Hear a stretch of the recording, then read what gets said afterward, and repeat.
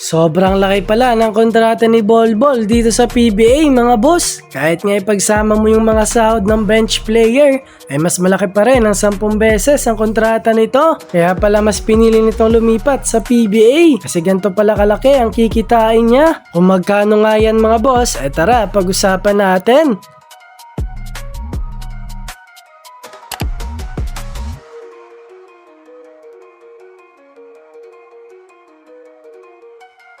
Pero bago yan mga boss, kilalanin muna natin si Bolbol. Ang tunay nga niyang pangalan ay Bol Manuti Bol. Ang pangalan niya mga boss ay nakuha niya sa kanyang tatay na dati ring NBA player. Si Bolbol pala ay isang South Sudanese American basketball player. Pinanganak ito sa South Sudan pero kalaunan nga ay lumipat ito sa Amerika. Noong high school pa lang nga ito ay meron na itong height na 6'10". Sa edad nga niyang 14 years old, marami agad ang nakapansin sa kanya ng high school kasi nga matangkad ito. Basic lang para sa kanya ang mag-dunk. Sa kanyang college career naman ay naglaro ito sa University of Oregon. Kaso nga lang naglaro ito ng only 9 games kasi that time ay tinamaan siya ng left foot injury. Pero naging solid din naman ng kanyang performance dito. Sa katunayan nga ay nag-average siya ng 29 points, 9.6 rebounds, 3.5 blocks while shooting 52% from the 3-point line. Kahit nga ilang games lang ang nilaro nito ay naging maganda pa rin ang kanyang karera. So 2019 nga ay naisipan na nitong magpa-draft sa pinakamataas na liga sa buong mundo na NBA. Na-draft nga siya bilang 44 overall pick ng Miami Heat pero in that day nga ay na-trade din siya kaagad papuntang Denver Nuggets. 2022 to 2023 season ay nalipat naman siya sa Orlando Magic. 2023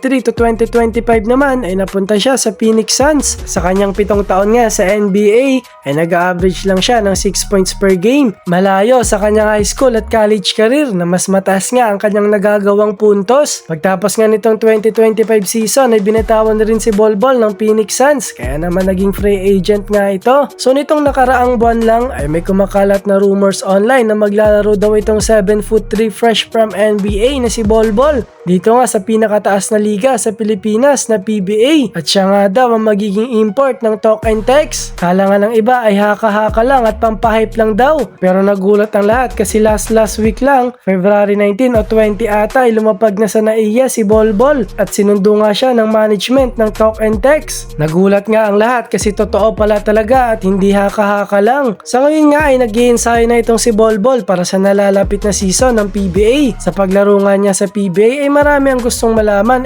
magkano kaya ang sahod nito sa PBA. Kaya ito nga at sasagutin na natin.